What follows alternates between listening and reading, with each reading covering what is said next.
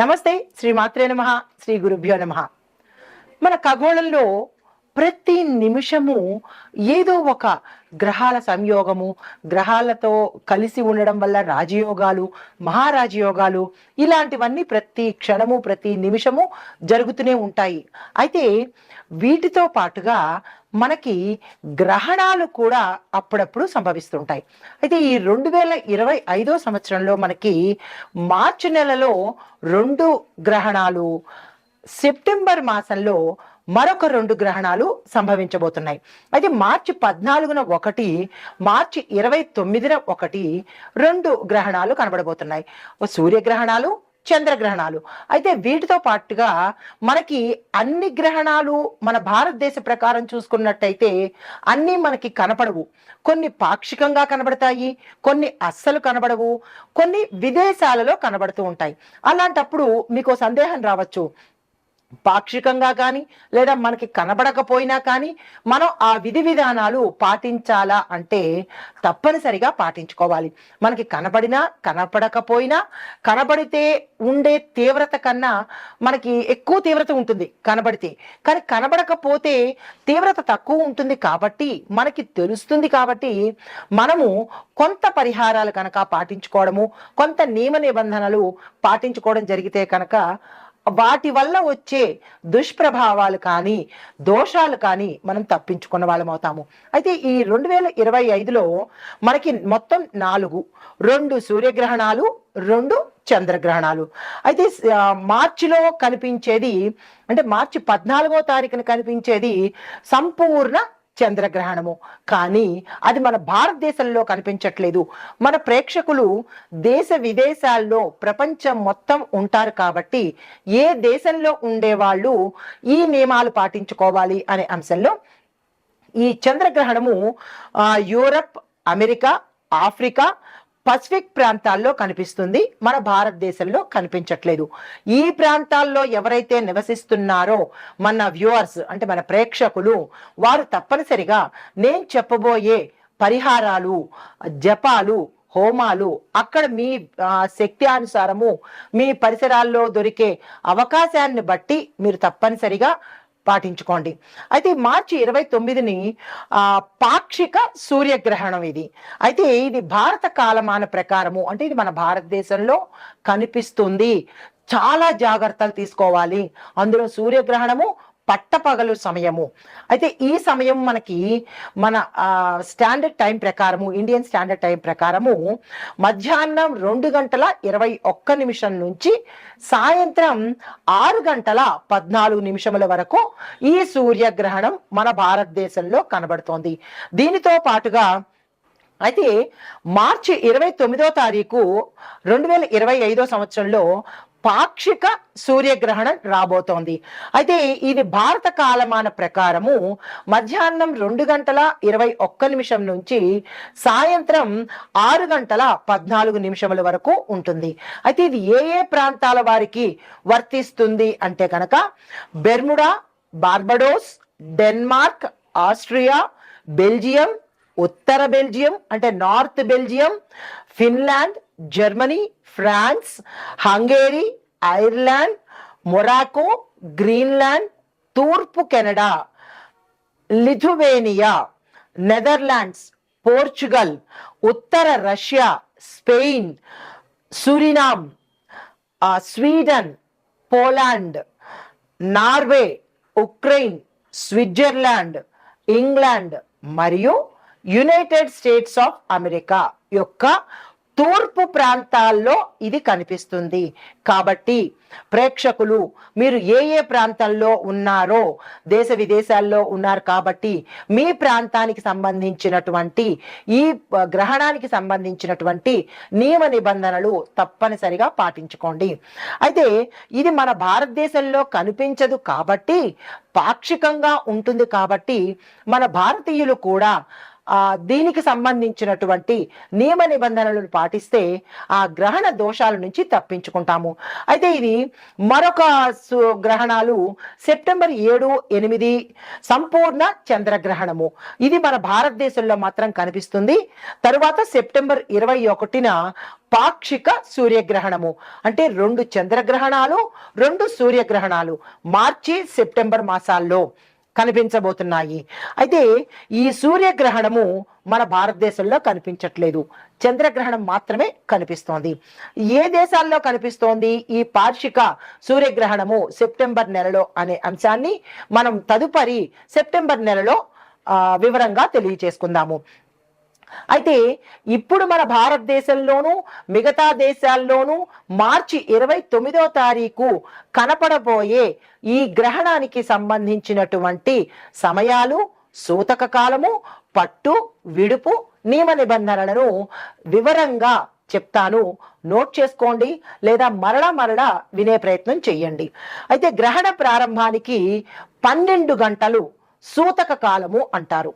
గ్రహణం పట్టే సమయం మనం చెప్పుకుంటున్నాము, దానికి ముందు 12 గంటల నుంచి సూతక కాలం కాబట్టి ఆ సమయంలో నియమాలు ఏంటంటే ఆహారము తీసుకోకూడదు, పూజలు చెయ్యకూడదు, ముఖ్యమైన కార్యక్రమాలు అంటే పెళ్ళిళ్ళు కానీ, ఉపనయనాలు కానీ, లేదా ఒడుగులు, బారసాలలు ఇలాంటివి ఏవైనా గృహప్రవేశాలు ఏదైనా శుభకార్యాలు ఉంటే అవి ఆపివేయవలసిన పరిస్థితి.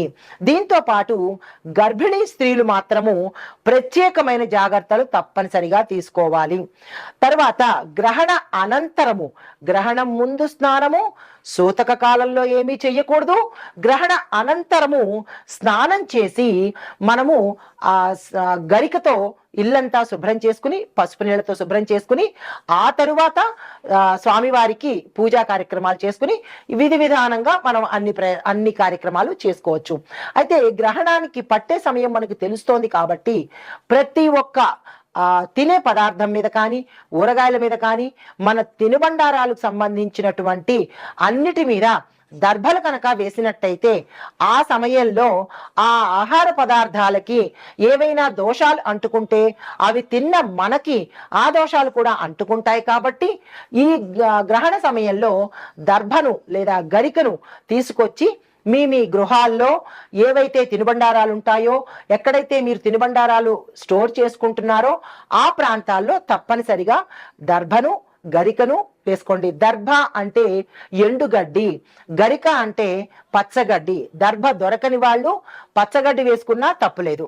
అయితే ఈ గ్రహణ ప్రభావము మనకి దేశ కాలమాన పరిస్థితుల మీద, ఆర్థిక వ్యవస్థ మీద, రాజకీయాల మీద, ఆరోగ్యం మీద, అన్ని రాసుల మీద, అన్ని వ్యవస్థల మీద, అన్ని రంగాల మీద ఈ ప్రభావం పడుతుంది.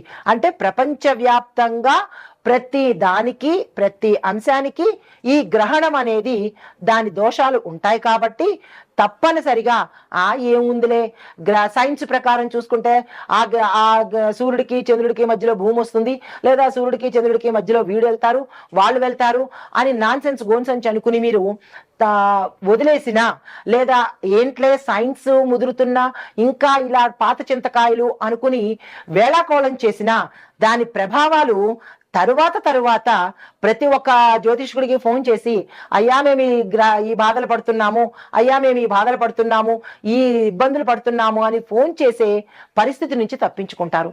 ఎందుకంటే గ్రహాలతో జ్యోతిష్యంతోనూ అది ఆడుకునే వ్యవహారం కాదు, వెటకారం చేసే వ్యవహారం అంతకన్నా కాదు. దాని తీవ్ర పరిణామాలు మనమే అనుభవించాలి, ఎవరో అనుభవించరు. కాబట్టి తప్పనిసరిగా మరీ చెబుతున్నాను, గ్రహణ సమయాల్లో చెయ్యవలసిన పని తప్పనిసరిగా చేసుకోండి. అయితే ఈ గ్రహణ సమయంలో ఆధ్యాత్మిక కార్యక్రమాల్లో పాల్గొనడము, తరువాత ఏదైనా మంత్రం దీక్ష తీసుకున్నా, ఉపాసనా దీక్ష తీసుకున్నా, సిద్ధి దీక్షలు తీసుకున్నా, లేదు మేమేమీ తీసుకోలేదు అని అనుకున్నా కానీ ఈ సమయంలో మీరు ఏదైనా ఒక మూలమంత్రాన్ని, ఏ భగవానుడిదైనా పర్వాలేదు, మూలమంత్రాన్ని కనుక నిరంతరము ఆ సమయంలో కనుక జపించినట్టయితే విశేషమైన ఫలితాలు అంటే ఏ కోరిక కోరుకుని తీసుకునే వాళ్ళు కొంతమంది ఉంటారు. కోరిక లేకుండా కనుక ఆ సమయంలో మీరు దీక్ష తీసుకోవడము లేదా ఇన్నిసార్లు జపం చేసుకోవడము కనుక చేసినట్టయితే విశేషమైన ఫలితాలు పౌర్ణమి సమయంలోనూ గ్రహణ సమయంలోనూ కనుక మీరు ఏది చేసినా కానీ లక్షింతలు ఫలితాన్ని మీరు పొందబోతారు. అది మంచి చేసినా వెటకారం చేసినా కానీ ఆ ఫలితం తత్సమానంగా వచ్చి తీరుతుంది. కాబట్టి మంచి చేసే ప్రయత్నం తప్పనిసరిగా చేసుకోండి. అయితే ఈ సూచనలు అందరికీ వర్తిస్తాయి. గోచార రీత్యా చెప్పే సూచనలు కాబట్టి ఇవి అందరికీ వర్తిస్తాయి. కానీ మీ వ్యక్తిగత జాతకంలో మేషాది ద్వాదశ రాశుల వారికి ఎలాంటి పరిహారాలు తీసుకోవాలి, అసలు మీ జాతకంలో ఈ గ్రహణ ప్రభావము ఏ స్థానంలో ఉంటుంది, ఒక్కొక్కరికి ఒక్కొక్క స్థానంలో ఉంటుంది. కొంతమందికి వ్యయ స్థానంలోను, కొంతమందికి కుటుంబ స్థానంలోను, కొంతమందికి ఆరోగ్య స్థానంలోను, కొంతమందికి పితృ మాతృ కర్మ, ఇలా 12 స్థానాల్లో ఏ స్థానంలో మీకు ఈ గ్రహణ ప్రభావం ఉండబోతోంది అనే అంశాన్ని మీ వ్యక్తిగతంగా తెలుసుకునే ప్రయత్నం చేయండి. మాకు అది తెలీదు అని అనుకున్న వాళ్ళు నేను చెప్పిన ఈ గోచార రీత్యా ఫలితాలను, ఈ పరిహారాలను తప్పనిసరిగా పాటించుకోండి. అయితే ఈ గ్రహణ కాల సమయంలో మన భారతదేశంలో చూపిస్తుంది కాబట్టి నేను ఈ ప్రభావము ఏ ఏ అంశాల మీద వారికి అంటే వారికి తగులుతోంది, అంటే ఈ ఎఫెక్ట్ ఏ రంగాల్లో ఉన్న వాళ్ళకి తగులుతోంది అంటే కనుక ముఖ్యంగా విద్య, ఉద్యోగము, వ్యాపారము, ఆరోగ్యము, కుటుంబము, ఆర్థికము, రాజకీయము, కళారంగాల్లో ఉన్న వారికి, అంటే మొత్తంగా ఏ రంగంలో ఉన్న వారికైనా సరే ఈ ఇంపాక్ట్ అంటే ఈ ప్రభావము పడుతుంది. కాబట్టి చాలా జాగ్రత్తలు తప్పనిసరిగా తీసుకోండి. గ్రహణాలను కానీ గ్రహాలను కానీ తక్కువగా అంచనా వేయకండి. దాని ప్రభావం కూడా అంతగానే ఉంటుంది. ఈ విషయాన్ని గమనించుకొని మేషాది ద్వాదశ రాశుల వారికి నేను చెప్పబోయే ఫలితాలు, పరిహారాలు తప్పనిసరిగా పాటించుకుని ఈ గ్రహణ సమయంలో కనుక మీ ఇష్టదైవాన్ని కానీ లేదా మీరు మంత్రం తీసుకున్నట్టయితే గురుముఖంగా కానీ ఏదైనా మంత్రం తీసుకున్నట్టయితే దాన్ని తప్పనిసరిగా చదివే ప్రయత్నం చేయండి. తదుపరి అంశాలతో మళ్ళా కలుస్తాను. మనకి 2025 మార్చి 29న మనకి గ్రహణం ఏర్పడబోతోంది. అయితే ఈ గ్రహణాలు సూర్యగ్రహణం మనకి భారతదేశంలో పాక్షికంగా కనబడుతోంది. అయితే ఈ గ్రహణాల యొక్క ప్రభావము మనకి ప్రతి అంశంలోనూ కనబడుతోంది. ప్రతి రంగంలో ఉన్న వారికి భారతదేశంలో కావచ్చు, ఇతర దేశాల్లో కూడా ప్రతి ఒక్క దేశంలోనూ ఈ యొక్క గ్రహణం తాలూకా శుభాలు అశుభాలు కూడా ఉంటాయి. కాబట్టి చాలా జాగ్రత్తలు తీసుకొని ఏం చెయ్యాలి, ఏం చెయ్యకూడదు అనేది నేను ముందు చెప్పి ఉన్నాను. కాబట్టి తప్పనిసరిగా అవి చేసుకోండి. ముఖ్యంగా చేయవలసినది దైవ ప్రార్థన, మంత్రసిద్ధి చేసుకోవాలి. పూజలు నిషిద్ధము. గర్భిణీ స్త్రీలు, పసిపిల్లలు జాగ్రత్తగా ఉండండి. తరువాత మీ యొక్క ఆహార పదార్థాల మీద దర్భను కానీ గరికను కానీ ఉంచండి. గ్రహణానికి 12 గంటల ముందు సూతక కాలం అంటారు. ఆ సమయం నుంచి 12 గంటలు లెక్కించుకోండి. ఆ సమయం నుంచి మళ్ళా గ్రహణం విడుపు అయ్యే వరకు ఎటువంటి కార్యక్రమాలు చేయకండి. ఆహారం తీసుకోవడం కానీ, పూజలు చేసుకోవడం కానీ, శుభకార్యాలు చేసుకోవడం కానీ ఇలాంటివన్నీ నిషిద్ధము. దాంతో పాటుగా మీరు చేయవలసిన పని, గ్రహణం పడుతోంది అని అనగానే తలస్నానం చెయ్యండి, శుభ్రతను పాటించండి. మళ్ళా గ్రహణం విడిపోయింది అనగానే మళ్ళా తలస్నానం చేసి అప్పుడు ఇల్లు శుభ్రం చేసుకొని అప్పుడు మీ యొక్క పూజా మందిరంలో దీపం వెలిగించుకొని పూజను కనుక ప్రారంభించినట్టయితే, అంటే దేవుడిని పూజా మందిరాన్ని శుచిగా శుభ్రత చేసుకుని సంప్రోక్షణ చేసుకుని అప్పుడు మళ్ళా మీ యొక్క పూజను ప్రారంభించినట్టయితే సత్ఫలితాలు పొందే అవకాశం ఉంది. సైన్స్ పరంగా ఇది నాన్ సెన్స్ అనుకుంటే దాని తలక ఫలితాలు కూడా నాన్ సెన్స్ లాగానే ఉంటాయి. అది కూడా మనమే అనుభవించవలసి వస్తుంది. కాబట్టి గ్రహణాన్ని నిర్లక్ష్యం చెయ్యకండి. అయితే ఈ గ్రహణంలో, అంటే ఈ గ్రహణ సమయంలో మేషాది ద్వాదశ రాశుల వారికి ఎలాంటి ఫలితాలు ఉంటుంది, అది ఈ గ్రహణం అనేది ఒక్కొక్క వ్యక్తి మీద, ఒక్కొక్క రాశి మీద, ఒక్కొక్క రంగం మీద ఒకే ఫలితాలు చూపించవు. అంటే వారి వారి యొక్క జన్మ లగ్నాన్ని బట్టి, జన్మ జాతకాన్ని బట్టి, వారి యొక్క నక్షత్రాన్ని బట్టి, రాశులను బట్టి వివిధ రంగాల వారికి ఒక్కొక్క ఫలితాలు ఇస్తాయి, కానీ ఒకే ఫలితాలు మాత్రము ఇవ్వవు. అది గమనించుకోండి. తదుపరి రాశి తులారాశి. ఈ తులారాశిలో ఉండే వారికి గ్రహణ సమయంలో ఎటువంటి ఫలితాలు వస్తున్నాయి, వాటి ప్రభావం ఎలా ఉండబోతోంది అంటే కనుక ఆర్థికంగా అనుకూలత తక్కువగా ఉంటుంది. అప్పులు చేయవలసిన పరిస్థితి, అప్పులు తీర్చలేని పరిస్థితి, అంటే ఆర్థిక పరమైన లావాదేవీలు ఇవ్వడాలు కానీ, పుచ్చుకోవడాలు కానీ, తెచ్చుకోవడాలు కానీ, ఇలాంటి పనులు ఈరోజు అస్సలు పెట్టుకోకండి. అది నష్టాల్లోకి వెళ్ళే అవకాశం కనబడుతోంది. ఆర్థికంగా జాగ్రత్తలు తీసుకోండి. దీంతో పాటు ఆరోగ్యపరంగా చూసినట్టయితే కొంతమంది నోటికి సంబంధించినటువంటి అంటే దంతాలు కావచ్చు, లేదా త్రోటికి కావచ్చు, ఇలాగ నోటికి సంబంధించినటువంటి సమస్యలు, రుగ్మతలు తీవ్రంగా ఉండే అవకాశము, మరి కొంతమందికి ఆపరేషన్స్ అయ్యే అవకాశము గోచరిస్తోంది. జాగ్రత్తలు తప్పనిసరిగా తీసుకోండి. అది మీ తర్వాత కుటుంబ పరిస్థితి చూసినట్టయితే కనుక తగాదాలు వచ్చి కుటుంబంలో అలజడి కలగడము, కలహాలు పెరగడము, బంధుమిత్రుల్లో విరోధం కావడము, స్నేహితుల మధ్య మాట పట్టింపులు రావడము, అకారణంగా వివాదాల్లోనూ అపనిందలు పడటము, ఇలాంటివన్నీ డిస్టర్బెన్సెస్ ఈ రోజు కనబడుతున్నాయి. దానికి తగిన జాగ్రత్తలు తప్పనిసరిగా తీసుకోండి. మీకు చెప్పదగిన పరిహారము, ఈరోజు లక్ష్మీ అమ్మవారిని కనుక పూజించినట్టయితే ఆర్థిక పరమైన, ఇందాక చెప్పాను కదా, ఆర్థిక పరమైన నష్టాలు కానీ కష్టాలు కానీ పోయే అవకాశం ఉంది. తప్పనిసరిగా అమ్మవారి మూలమంత్రాన్ని ఈరోజు ధ్యానం చేసి గ్రహణం విడిచిన తరువాత పూజ చేసుకున్నట్టయితే, అమ్మవారికి ఇష్టమైన సమయము సంధ్యా సమయం కాబట్టి ఆ సమయంలో లక్ష్మీ అమ్మవారిని తప్పనిసరిగా పూజించుకోండి. దీంతో పాటు రాగి పాత్రలో ఈ రోజంతా మీరు ఏం చేస్తారంటే, ఉదయమే తెల్లవారుజామున లేచిన వెంటనే, స్నానం చేసిన వెంటనే రాగి పాత్రలో నీరుని నిల్వ పెట్టుకోండి. ఆరగారగా అంటే మీరు మంచినీళ్ళు తాగాలనుకున్నప్పుడల్లా రాగి పాత్రలో ఉండే నీరుని మాత్రమే సేవించండి.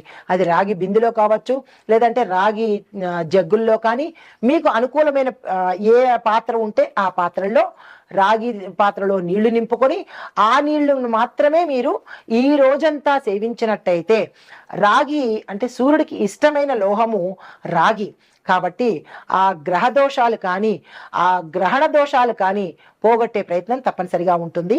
ఈ పని చేసుకోండి. ఇవి ఈ రాశిలో ఉండే వారికి చెప్పదగిన గ్రహణ నియమాలు, ఫలితాలు, దోషాలు, నివారణలు కూడా. నమస్తే. అయితే ఈ గ్రహణ ప్రభావాన్ని మనం అనుభవించకుండా తగ్గించుకోవడానికి దానాలు, జపాలు, పూజలు, అంటే గ్రహణం విడిచిన తర్వాత చేసే పూజలు, శుద్ధి కార్యక్రమాలు చాలా తప్పనిసరి.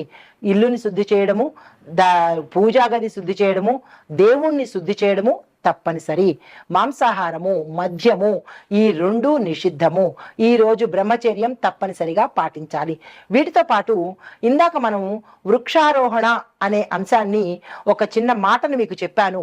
అసలు వృక్షారోహణము అంటే ఏమిటి అనే అనుమానం మీకు రావచ్చు. దాని గురించి వివరంగా చెప్తాను. అయితే వృక్షారోహణము అంటే చెట్లను నాటడము, ట్రీ ప్లాంటేషన్ అంటారు. అయితే ఇది పర్యావరణ పరిరక్షణకు చాలా ముఖ్యమైనది. ఈ చేయడం వల్ల భూమి మీద ఆక్సిజన్ పెరుగుతుంది, అంటే సైంటిఫిక్ రీజన్గా.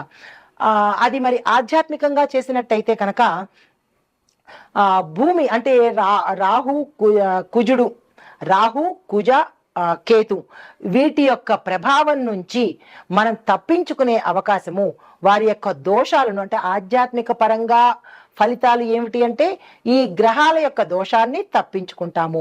మన ప్రాపంచికంగా అంటే మన సైంటిఫిక్గా చెప్పుకున్నట్టయితే ఆక్సిజన్ ఎక్కువగా మనం ఇచ్చిన వాళ్ళం అవుతాము చెట్లు నాటినడం వల్ల. అయితే కాలుష్యం తగ్గుతుంది, వాతావరణంలో వచ్చే ఫ్లక్చుయేషన్స్, మార్పులు కూడా మంచిగా జరిగే అవకాశం ఉంది. అయితే ఈ వృక్షారోపణ చేయడం వల్ల ప్రయోజనాలు ఏంటంటే కనుక వాతావరణం చల్లబడుతుంది, వర్షాపాతం పెరుగుతుంది, దానితో పాటు మట్టి నేల దుర్వినియోగం తగ్గుతుంది. అంటే ఇప్పుడు మట్టి, ఇసుకని ఎక్కువగా మనం ఎక్స్పోర్ట్ చేసేస్తూ ఉంటున్నారు, అక్కడి నుంచి ఇక్కడికి, ఇక్కడి నుంచి ఇక్కడికి. ఈ తడిసిన మట్టిని మనం మంచిగా ఉపయోగించుకునే అవకాశం కనబడుతుంది. జీవ వైవిధ్యానికి సహాయపడుతుంది. ఆరోగ్యకరమైన వాతావరణాన్ని ఈ మొక్కలు నాటడం వల్ల మనం పొందే అవకాశం కనబడుతోంది. అయితే ఎలాంటి చెట్లు నాటాలి అనే సందేహం మీకు వస్తుంది. పిప్పల, వేము, తులసి, బిల్వ, బిల్వ అంటే మారేడు, అరటి, ఆమ్ల, ఆమ్ల అంటే ఉసిరి వంటి అంటే ఈ వృక్ష జాతులను కనుక ఏదైనా దేవాలయంలో కానీ లేదా మీ ఇంట్లో కానీ నాటినట్టయితే కనుక పవిత్రమైన మొక్కలుగా చెప్తాం వీటిని. వాటి యొక్క ఫలితం మీకు అందే అవకాశం ఉంటుంది. దీనితో పాటు గ్రహ దోషాలను కూడా, అంటే మనం సైంటిఫిక్గా మంచి ఫలితాలు వస్తున్నాయి, కానీ గ్రహరీత్యా కూడా ఈ నేను చెప్పిన ఈ వృక్షాల తాలూకా గ్రహాలకు అనుకూలంగా ఉండి మీకు మంచి చేసే అవకాశము ఆధ్యాత్మిక పరంగా కనబడుతోంది. అయితే జ్యోతిష పరంగా చూసినట్టయితే కనుక బుధ గ్రహ యొక్క దోష నివారణకు, అంటే ఎవరైనా బుధగ్రహ సంబంధిత దోషాలతో బాధపడుతున్నట్టయితే కనుక తులసి, పచ్చని పళ్ళ చెట్లను నాటండి. తరువాత శనిగ్రహ ప్రభావంతో బాధపడుతున్న వాళ్ళు వేము, పిప్పల ఈ 2 చెట్లను నాటండి. ఇంట్లో కానీ మీ దేవాలయాల్లో కానీ లేదా పరిసర ప్రాంతాల్లో కానీ. తరువాత గురుగ్రహ దోషాలతో ఎవరైనా బాధపడుతుంటే ఉసిరి చెట్టు కనుక నాటినట్టయితే కనుక గురు గ్రహానికి సంబంధించినటువంటి దోషాలు పోయే అవకాశం గోచరిస్తోంది. దీంతో పాటు రవి, మంగళుడు అంటే సూర్యుడు, కుజుడికి సంబంధించినటువంటి ఏవైనా గ్రహ దోషాలు మీ జాతకంలో ఉంటే కనుక బిల్వ చెట్టు అంటే మారేడు చెట్టుని కనుక నాటినట్టయితే ఈ గ్రహాలకు సంబంధించిన దోషాలు మీ జాతకంలో ఉంటే అవి పోతాయి. కాబట్టి ఇప్పుడు నేను చెప్పిన ఈ బుధ, శని, గురు, రవి, మంగళుడు ఈ గ్రహాలు అనుకూలంగా మీ జాతకంలో ఉండాలి అంటే ఈ చెట్లను నాటే ప్రయత్నం తప్పనిసరిగా చేసుకోండి. అయితే సాంకేతిక పరంగా చూసినట్టయితే ఈ మొక్కలు నాటి సంరక్షించి నీళ్లు పోసినట్టయితే కనుక మన తరతరాలు సుఖశాంతులతో ఉంటాయి. గ్రహ దోషాలు కానీ పితృదోషాలు కానీ పోయే అవకాశం కనబడుతోంది. నమస్తే.